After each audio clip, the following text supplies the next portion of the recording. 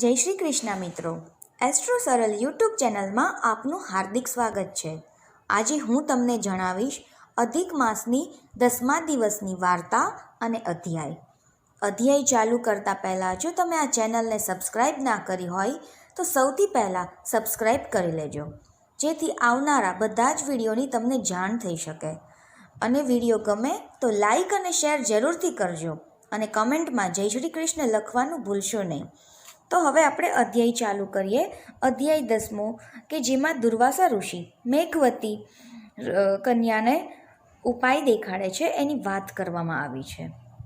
હે દેવર્ષિ નારદને નારાયણ પ્રભુ કહી રહ્યા છે કે હે વત્સ, ઋષિ કન્યા મેઘવતીની આવી કરુણ પ્રાર્થના સાંભળીને ઋષિ દુર્વાસાને દયા આવી અને ઋષિ બોલ્યા, હે પુત્રી, કાલમીંડ પથ્થર પર પીગળી જાય એવું તારું દુઃખ મેં સાંભળ્યું.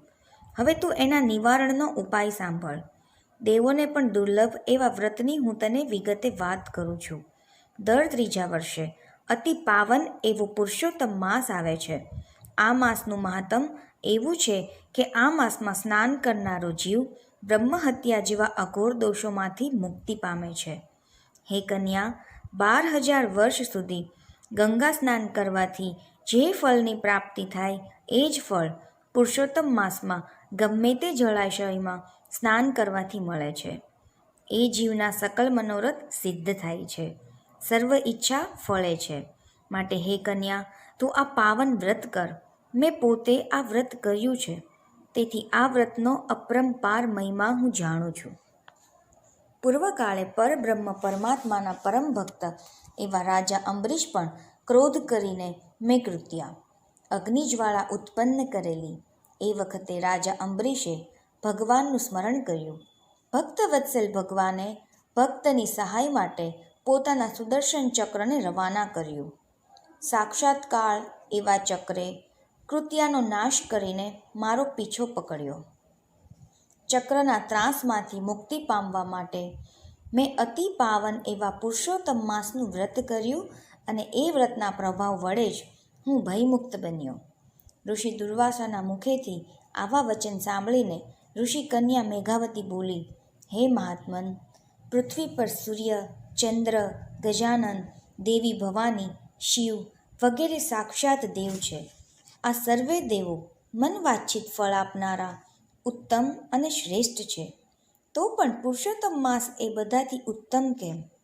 હું તો શ્રી રામ અને શિવજી સિવાય બીજા કોઈ દેવને ઉત્તમ માનતી નથી. હું તો રાત દિવસ શિવજીનું ધ્યાન ધરું છું, તેથી તેઓ અવશ્ય પ્રસન્ન થશે અને મારા સર્વે કષ્ટોનું નિવારણ કરશે. આપ જેવા જ્ઞાની મહાત્મન તુચ્છ એવા પુરુષોત્તમ માસના આટલા બધા વખાણ કરે એ શોભનીય નથી. મેઘવતીની આવી વાતો સાંભળીને સાક્ષાત ક્રોધના અવતાર એવા ઋષિ દુર્વાસાના મુખ પર અગ્નિજ્વાળાઓ ભભૂકવા લાગી.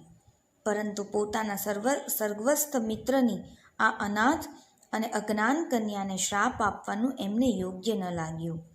ઋષિએ વિચાર્યું કે હજુ બાળવય છે, પાવન પુરુષોત્તમ માસના પવિત્ર પ્રભાવથી અજાણ છે, વળી શોકગ્રસ્ત છે.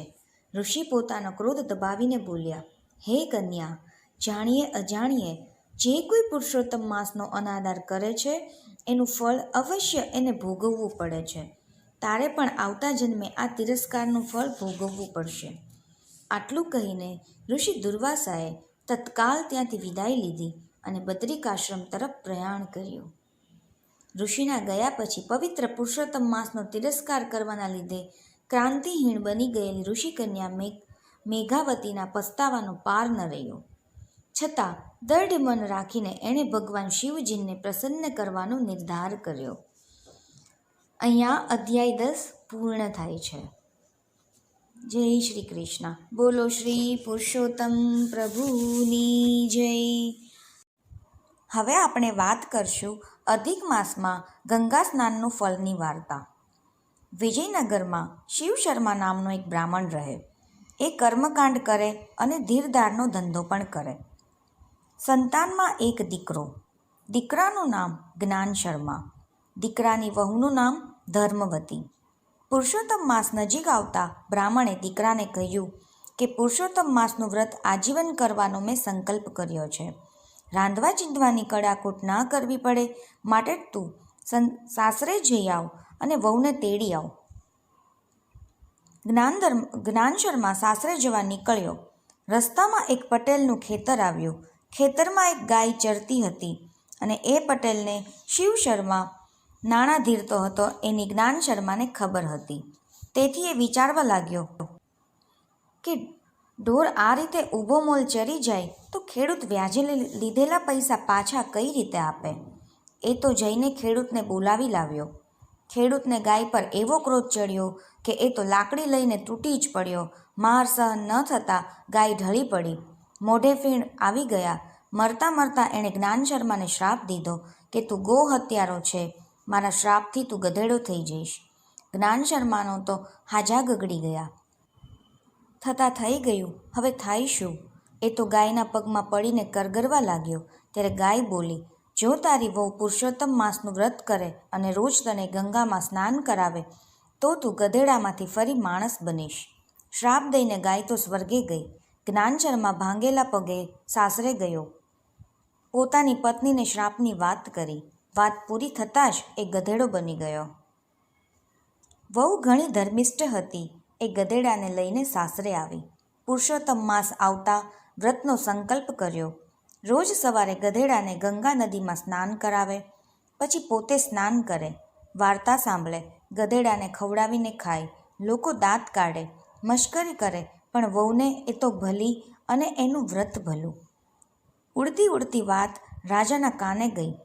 રાજાએ સિપાઈ મોકલ્યા અને ગધેડાને પૂરી દીધો. વહુ તરત જ રાજા પાસે આવી. રડતા રડતા બધી વાત કરી અને ગધેડાને મુક્ત કરાવ્યો. જરા પણ ભૂલચૂક વગર વહુએ લોકલાજ છોડી વ્રત પૂર્ણ કર્યો. વ્રત પૂર્ણ થયા પછી શ્રદ્ધાથી પ્રાર્થના કરીને ગંગાજળ ગધેડા પર છાંટ્યું. તરત એ માણસ બની ગયો. ત્યારબાદ પતિ પત્ની સુખે જીવન વિતાવવા લાગ્યા. ગંગાજળ સમ જળ નહીં, ધુવે બધાના પાપ. મહાપાપી પુણ્યશાળી બને, મુક્ત થાય સૌ શ્રાપ. હે પૂર્ણ પુરુષોત્તમ પ્રભુ, તમે જેવા વહુને ફળ્યા તેવા પતિત પાવનની ગંગામાં સ્નાન કરનાર સૌને ફળજો.